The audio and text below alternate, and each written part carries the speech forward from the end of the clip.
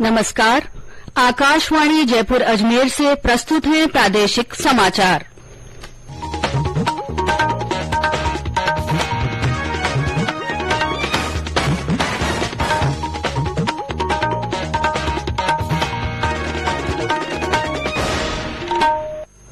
मुख्य समाचार। प्रदेश के नए मुख्यमंत्री के चयन को लेकर भाजपा के वरिष्ठ नेताओं के बीच मंथन जारी। प्रधानमंत्री नरेंद्र मोदी ने सशस्त्र सेना झंडा दिवस पर राष्ट्र के वीर जवानों के साहस, कुर्बानियों और दायित्वों की सराहना की। राष्ट्रीय राजपूत करणी सेना के अध्यक्ष सुखदेव सिंह का आज उनके पैतृक गांव गोगामेड़ी में अंतिम संस्कार किया गया। और प्रदेश में पारा गिरने से सर्दी का असर बढ़ा, अगले 3-4 दिन में ठंड और बढ़ने के आसार।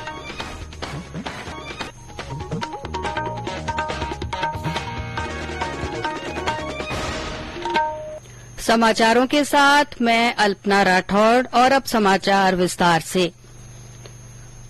प्रदेश में नए मुख्यमंत्री के चयन को लेकर भाजपा में वरिष्ठ नेताओं के बीच मंथन का दौर जारी है। पूर्व मुख्यमंत्री वसुंधरा राजे समेत राज्य भाजपा के कई वरिष्ठ नेता दिल्ली में हैं। उनकी पार्टी के शीर्ष नेताओं से मुलाकात और बैठकें चल रही हैं। इधर जयपुर में भाजपा के प्रदेश अध्यक्ष सीपी जोशी और प्रभारी अरुण सिंह से विधायकों के मिलने का सिलसिला जारी है। उन्होंने कहा कि मुख्यमंत्री को लेकर निर्णय विधायक दल की बैठक के बाद होगा। सब कुछ पार्टी का संसदीय बोर्ड तय करेगा।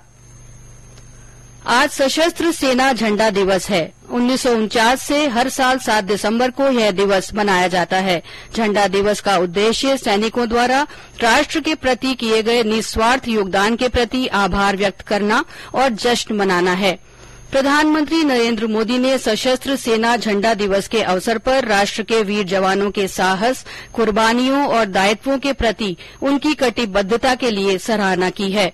रक्षा मंत्री ने लोगों से सशस्त्र बल झंडा दिवस कोष में दिल खोलकर योगदान करने की अपील की है और कहा है कि वे वीर नारियों, पूर्व सैनिकों और उनके परिवारों का कल्याण सुनिश्चित करने के लिए सरकार के प्रयासों में शामिल हों। इस दिन हम अपने बहादुर सैनिकों एवं शहीदों, जिन्होंने इस मातृभूमि की रक्षा के लिए अपना सर्वस्व बलिदान किया, उनको बड़े गर्व से याद करते हैं। देश के एक जिम्मेदार नागरिक के रूप में इन सैनिकों, वीर नारियों एवं उनके आश्रितों के प्रति हमारा भी एक बड़ा दायित्व बनता है। इनकी सहायता, देखभाल, पुनर्वास, चिकित्सा आदि के लिए यथासंभव सहयोग करना प्रत्येक नागरिक का नैतिक दायित्व बनता है। सूचना और प्रसारण मंत्री अनुराग सिंह ठाकुर ने इस मौके पर सभी सशस्त्र बलों को नमन किया है। सोशल मीडिया पोस्ट में श्री ठाकुर ने कहा कि सैनिक हमारे राष्ट्र के रक्षक और सीमाओं के संरक्षक हैं। श्री ठाकुर ने देशवासियों से आगे आने और उनके निस्वार्थ सेवा को पहचानने और उनके परिवारों के कल्याण के लिए योगदान करने की अपील की। इस अवसर पर राज्यपाल कलराज मिश्र ने शहीद जवानों का स्मरण करते हुए श्रद्धा सुमन अर्पित किए। राज्यपाल ने कहा कि ये दिवस शहीदों और उनके परिजनों के प्रति कृतज्ञता व्यक्त करने का पावन अवसर है। उधर भरतपुर में भी सशस्त्र सेना दिवस मनाया गया। किला स्थित शहीद स्मारक पर सेना के शहीद जवानों को याद कर पुष्पांजलि अर्पित की गई। इस अवसर पर वीरांगनाओं का शॉल ओढ़ाकर सम्मान किया गया। चूरू में भी आज सशस्त्र सेना झंडा दिवस राष्ट्रीय एकजुटता के साथ मनाया गया। राज्य निर्वाचन आयोग ने अपने यहां लंबित मामलों को निपटाने में बड़ी उपलब्धि हासिल की है। राज्य सूचना आयोग के मुख्य सूचना आयुक्त डीबी गुप्ता ने बताया कि आयोग में करीब 56,000 प्रकरण लंबित थे। आयोग ने प्राथमिकता से पिछले 3 साल में करीब 49,000 प्रकरणों का निस्तारण किया है। उन्होंने बताया कि लंबित प्रकरणों के त्वरित निस्तारण और आरटीआई लगाने में सुलभता के लिए कई नवाचार किए गए हैं, जिनमें विशिष्ट अदालतें, स्पीड पोस्ट, ऑनलाइन आवेदन, ऑनलाइन सुनवाई के साथ ही न्यायालयों की कमी को देखते हुए 2 न्यायालय कक्षों का निर्माण भी करवाया गया है। मुख्य सूचना आयुक्त ने बताया कि अपीलों की सुनवाई के नोटिस, दस्तावेज एवं निर्णय फरवरी 2022 से स्पीड पोस्ट के माध्यम से भेजने का नवाचार किया गया है, जिसके कारण अब परिवादी को नोटिस समय पर नहीं मिलने की शिकायत समाप्त हो गई है। ये समाचार आकाशवाणी जयपुर अजमेर से प्रसारित किए जा रहे हैं। राष्ट्रीय राजपूत करनी सेना के अध्यक्ष सुखदेव सिंह का आज उनके पैतृक गांव हनुमानगढ़ जिले के गोगामेड़ी में अंतिम संस्कार कर दिया गया। सुखदेव सिंह की 2 दिन पहले जयपुर में उनके निवास पर गोलियां मारकर हत्या कर दी गई थी। सुखदेव सिंह गोगामेड़ी के अंतिम संस्कार में भारी संख्या में लोग मौजूद थे। इस बीच गोगामेड़ी की हत्या को लेकर राज्य के अलग अलग स्थानों पर लोगों का विरोध जारी रहा और आरोपियों को तुरंत गिरफ्तार करने की मांग को लेकर हनुमानगढ़, पल्लू, नोहर, भादरा और पीलीबंगा के बाजार बंद रहे। हनुमानगढ़ में राजपूत करनी सेना और सर्व समाज के लोगों ने विरोध प्रदर्शन करते हुए रोष मार्च निकाला और आरोपियों की गिरफ्तारी की मांग की। इधर अलवर, कोटा जिले के सुल्तानपुर और इटावा, बूंदी जिले के लाखेरी और टोंक में भी आज बंद रखा गया। पुलिस ने गोगामेड़ी हत्याकांड के 2 आरोपियों पर 5-5 लाख रुपए का इनाम घोषित किया है। इस संबंध में पुलिस मुख्यालय द्वारा आदेश जारी कर दिया गया है। केंद्र सरकार ने कहा है कि PM street vendors Atmanirbhar Nidhi पीएमएसवीए योजना से 56 लाख से अधिक रेहड़ी पटरी वालों को लाभ हुआ है। यह योजना 2020 में शुरू की गई थी। पीएम स्वनिधि योजना से विक्रेता 10,000 रूपये तक का कार्यशील पूंजी ऋण प्राप्त कर सकता है, जिसे 1 वर्ष के कार्यकाल में मासिक किस्तों में चुकाना होगा। लोकसभा में आज प्रश्नकाल के दौरान पूरक प्रश्नों का उत्तर देते हुए आवास और शहरी मामलों के मंत्री हरदीप सिंह पुरी ने कहा कि अब तक 9,000 करोड़ रुपए से अधिक का ऋण वितरित किया जा चुका है। जयपुर के जवाहर कला केंद्र में जयपुर रंग महोत्सव जयरंगम 2023 रविवार से शुरू होगा। 3M dot band theatre family society की ओर से आयोजित ये महोत्सव 16 दिसंबर तक चलेगा। प्रसिद्ध रंगकर्मी हबीब तनवीर को समर्पित महोत्सव में 7 दिन में 16 नाटक, म्यूजिकल कॉन्सर्ट, महफिले जयरंगम, रंग संवाद, मास्टर क्लास का आयोजन किया जाएगा। केंद्र की आर्ट गैलरी में हबीब तनवीर के रंग कर्म पर 7 दिन की प्रदर्शनी भी आयोजित की जाएगी। कृष्णायन में प्रतिदिन 2 बजे रंग संवाद होगा। इसमें विभिन्न विषयों पर विशेषज्ञ विचार रखेंगे।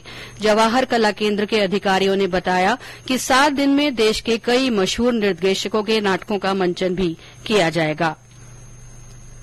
झालावाड़ जिले में इन दिनों सर्दी के संतरे की आवक जारी है। झालावाड़ जिले के भवानी मंडी, झालरापाटन, असनावर, पिड़ावा सुनेल में अधिकांश क्षेत्र में संतरे के बगीचे हैं, जिनमें करीब 1.5 लाख क्विंटल संतरे की पैदावार होती है।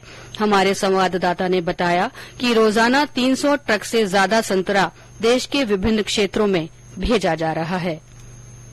झालावाड़ का संतरा खट्टे मीठे स्वाद और लंबे समय तक टिके रहने की वजह से काफी मशहूर है। इसी कारण ये नेपाल, बांग्लादेश, श्रीलंका, यूके और खाड़ी के देशों में निर्यात किया जाता है। अभी इसके भाव 10 रुपए से 15 रुपए किलो तक चल रहे हैं।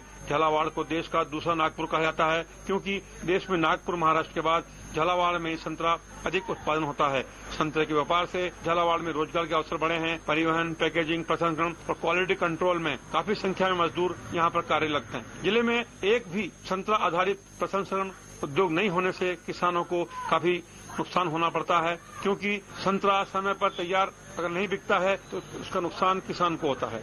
अरुण कुमार शौरी, आकाशवाणी समाचार, झालावाड़। और अब मौसम।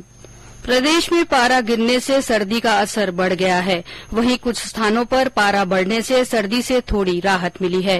राजधानी जयपुर और चूरू में बीती रात इस सीजन का सबसे कम तापमान दर्ज हुआ। आज सबसे कम तापमान माउंट आबू में 1.5 डिग्री सेल्सियस दर्ज किया गया। हालांकि माउंट आबू में कल के मुकाबले तापमान में बढ़ोतरी होने से लोगों को ठंड से थोड़ी राहत मिली है। फतेहपुर में पारा 5.1 डिग्री, सीकर में 6.8 डिग्री, चूरू में 7 डिग्री, संगरिया में 7.4 डिग्री, पिलानी में 7.8 डिग्री तथा सिरोही में न्यूनतम तापमान 9.3 डिग्री सेल्सियस दर्ज किया गया। ज्यादातर भागों में दिन का तापमान 21 से 24 डिग्री के बीच दर्ज किया जा रहा है। मौसम विशेषज्ञों का कहना है कि अगले 3-4 दिन में उत्तरी हवाओं का प्रभाव बढ़ेगा। इससे कई शहरों में तापमान में और गिरावट हो सकती है। भीलवाड़ा से हमारे संवाददाता ने बताया कि हाल ही में हुई मावठ से जिले के खलिहानों में फसल लहलहाने लगी है। सबसे ज्यादा फायदा रबी की फसल में सरसों, तारामीरा और चने की फसल को होगा। भीलवाड़ा के कृषि विभाग के संयुक्त निदेशक डॉक्टर इंद्र सिंह संजेती ने कहा कि मावठ से रबी की फसल की बुवाई का रकबा बढ़ेगा। भीलवाड़ा जिले में रबी बुआई का 2,87,000 हेक्टेयर का लक्ष्य रखा था, जिसमें अनाज वाली फसलें, दलहनी, तिलहनी और कॉमर्शियल फसलें थी। टोटल 81% क्षेत्र में अभी तक बुआई हो गई है। ये जो बरसात हुई है, इससे किसानों को काफी फायदा मिला है, क्योंकि जो फसलों को पानी की आवश्यकता थी सिंचाई के लिए और बुआई के लिए, तो वो इससे एक सिंचाई का लाभ हुआ है। कुछ क्षेत्र और बढ़ने की संभावना है। अनुमान है कि 5 से 10% क्षेत्र अभी और बढ़ेगा। ये 2,87,000 का लक्ष्य टोटल रखा है। हमें उम्मीद है कि हम लक्ष्य के पास पहुंचेंगे। सीबीआई ने एमईएस कोटा में कार्यरत एक सहायक सैन्य दुर्ग अभियंता को शिकायतकर्ता से 1,10,000 रूपये की रिश्वत की मांग करने और स्वीकार करने पर रंगे हाथों गिरफ्तार किया है। आरोपी के कार्यालय और आवास की तलाशी ली गई, जहां से आपत्तिजनक दस्तावेज बरामद हुए। और अंत में मुख्य समाचार एक बार फिर। प्रदेश के नए मुख्यमंत्री के चयन को लेकर भाजपा के वरिष्ठ नेताओं के बीच मंथन जारी है। प्रधानमंत्री नरेंद्र मोदी ने सशस्त्र सेना झंडा दिवस पर राष्ट्र के वीर जवानों के साहस, कुर्बानियों और दायित्वों की सराहना की है। राष्ट्रीय राजपूत करणी सेना के अध्यक्ष सुखदेव सिंह का आज उनके पैतृक गांव गोगामेड़ी में अंतिम संस्कार कर दिया गया है। और प्रदेश में पारा गिरने से सर्दी का असर बढ़ा है। अगले 3-4 दिन में ठंड और बढ़ने के आसार हैं। इसके साथ ही प्रादेशिक समाचार बुलेटिन समाप्त हुआ। नमस्कार।